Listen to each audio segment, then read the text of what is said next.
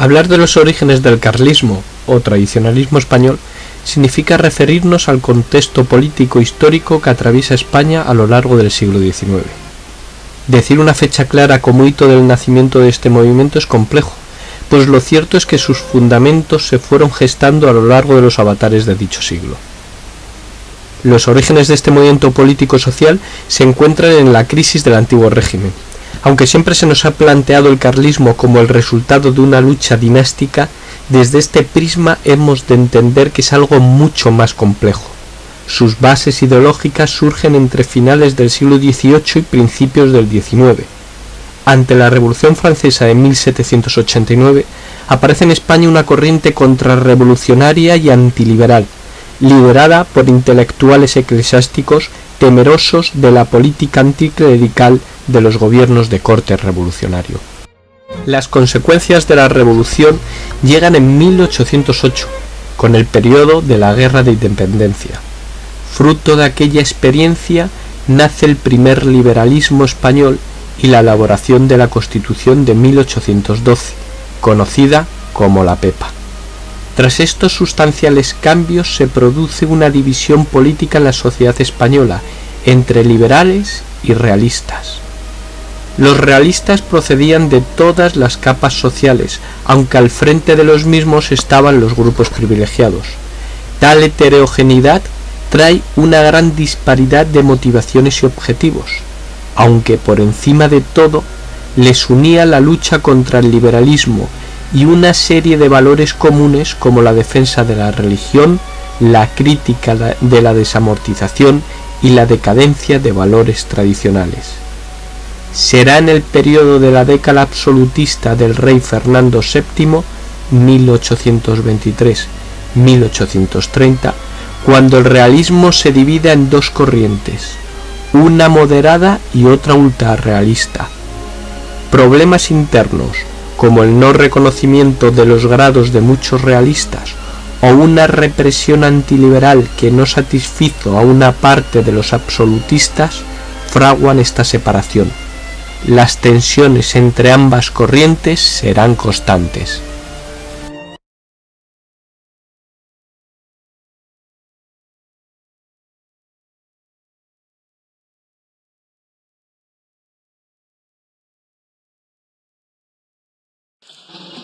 No es de extrañar, ante el panorama dibujado, que la problemática descendencia de Fernando VII fuese un elemento aglutinador de tales tensiones, punta de un iceberg afilado y peligroso. El 18 de mayo de 1829 falleció la tercera esposa de Fernando VII sin haberle dado descendencia. Era de vital importancia un nuevo casamiento para albergar la posibilidad de continuar su línea sucesoria. De no conseguirlo, el trono pasaría a su hermano, el infante don Carlos María Isidro, apoyado por los ultrarrealistas. Así se llega al cuarto matrimonio de Fernando, con la princesa María Cristina de Nápoles, que le da una niña, Isabel. La legalidad dinástica vigente procedía de la ley sálica implantada en España por Felipe V, que primaba la descendencia directa por línea de varón, aunque las hembras tuvieran mayor derecho para tal sucesión. En marzo de 1830, Fernando VII publica la pragmática sanción, por la cual las hijas del rey recuperan la prioridad en la sucesión respecto a su tío. Ello asestó un duro golpe a las pretensiones de don Carlos de acceder al poder. El último rayo de luz para el pretendiente al trono fue la decisión de su enfermo hermano en 1832 de derogar la pragmática exención para evitar a su muerte una lucha fratricida en el país. Pese a ello, ante una mejoría del rey Fernando, se restablece la pragmática y se eliminarán del ministerio todos los elementos subversivos ultrarrealistas, instaurando un gabinete de realistas moderados. Los sucesos de la Granja en 1832 evidencian la falta de apoyos de la opción de Carlos, y a lo largo de 1833 los voluntarios realistas, claro apoyo de Carlos, serán depurados. En este contexto, el rey don Fernando muere el 29 de septiembre de 1833, con la expectación de su hermano, que no había dado por acabada aquella lucha. El 1 de octubre, don Carlos dicta el Manifiesto de Abrantes, en la ciudad portuguesa que da nombre a tal manifiesto, por el cual se autoproclama rey de España. Como acto simbólico del inicio de las hostilidades y que refrenda el apoyo a don Carlos, en la noche del 2 de octubre de 1833, el comandante de los voluntarios realistas proclamó en Talavera de la Reina a Carlos V como rey de España, aunque el levantamiento tuvo escaso calado en la zona. El nuevo periodo que se abre tras el año 1876 supone el fin de 4 décadas en las que el carlismo fue el aglutinador de una de las dos Españas enfrentadas. Fue aquel un periodo de guerras fratricidas, intercaladas con breves periodos de treguas y paces. Con la instauración y posterior consolidación del régimen de la Restauración, finaliza una etapa de la historia de España, la cual estuvo regida por las tensiones entre la opción liberal y la opción carlista, el binomio liberalismo contra revolución. A lo largo del último cuarto del siglo XIX, esta lucha se desvanece. A fines de febrero de 1876, Carlos VII cruzó la frontera hacia Francia.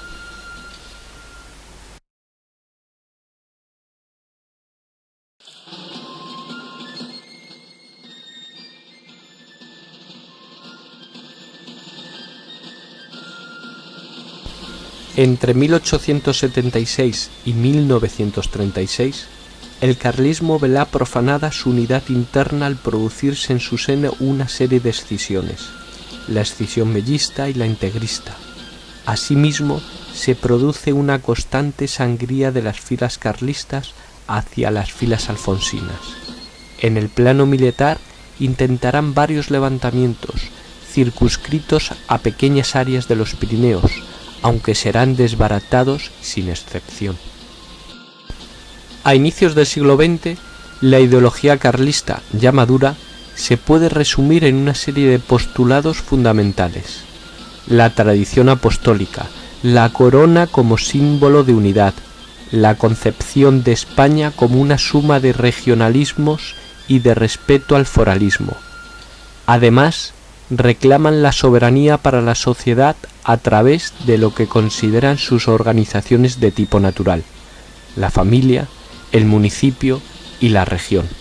Las causas principales de las escisiones anteriores referidas serán la ideología católica radical de muchos dirigentes y su concepción unitaria de España frente a la línea oficial del carlismo.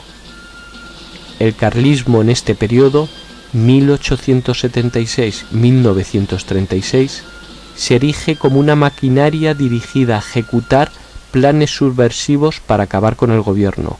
No lograrán tal fin hasta el año de 1936, en el que comienza la sangrienta guerra civil.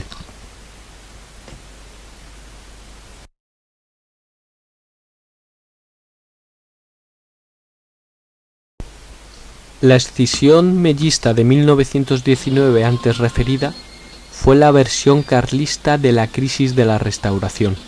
Los múltiples cambios en el gobierno de España son comparables a los cambios en la dirección del carlismo español. La llegada de la dictadura en 1923 de Primo de Rivera trajo gran expectación en sus filas. Ponía fin a un sistema en el cual el carlismo había ido perdiendo todas sus fuerzas. Traía la autoridad y el orden en un ambiente revolucionario. La llegada al gobierno del general Primo de Rivera fue bien vista por amplias capas de la población. El apoyo del carlismo al dictador duró tan solo año y medio, tras el cual volvió a su posición de crítica del gobierno y se redujo a algunos grupos significativos de carlistas. La crisis económica mundial de 1929 y el fracaso de la institucionalización del nuevo régimen llevan a Primo de Rivera a dejar su cargo en enero de 1930, dejando una situación de vacío de poder bastante confusa. Es curiosa la situación que trajo la Segunda República Española, 1931-1936, pues con la caída efectiva de la monarquía, las dos ramas de los Borbones se encontraron en el exilio y la República se convirtió en un enemigo común de ambas casas.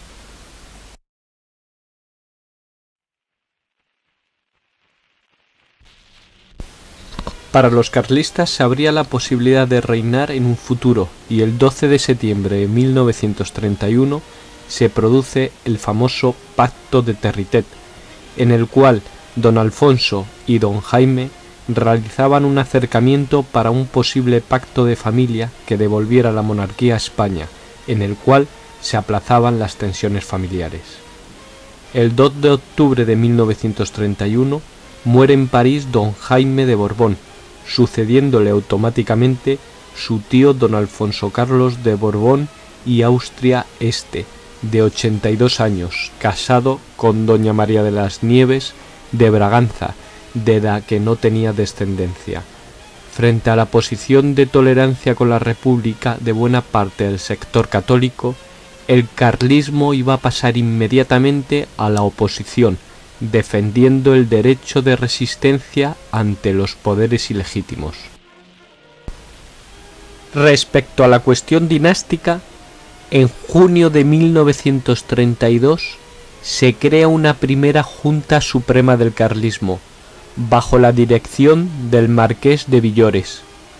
Se acepta en sus filas a los integrantes de las escisiones mellista e integrista, y se cambia el nombre de Partido Carlista por el de Comunión Tradicionalista. A la muerte de Villores, don Alfonso Carlos I nombra una nueva junta, al mando del conde de Rodegno. Manuel Falconde, gran figura dentro del carlismo andaluz, será designado por el pretendiente carlista el 3 de marzo de 1934 jefe delegado de la Comunión Tradicionalista en España. La oposición al gobierno también se ejerció desde el plano militar. En 1935 funcionaba ya el Requeté, organización de sus unidades militares, debidamente armado y pertrechado, dispuesto a entrar en acción cuando así fuese requerido. Su financiación venía de grandes fortunas preocupadas por el devenir de la política nacional. En 1936, don Alfonso Carlos, consciente de lo avanzado de su edad y tras largos preparativos, nombra como sucesor en una regencia su sobrino, don Francisco Javier de Borbón, Parma y Braganza.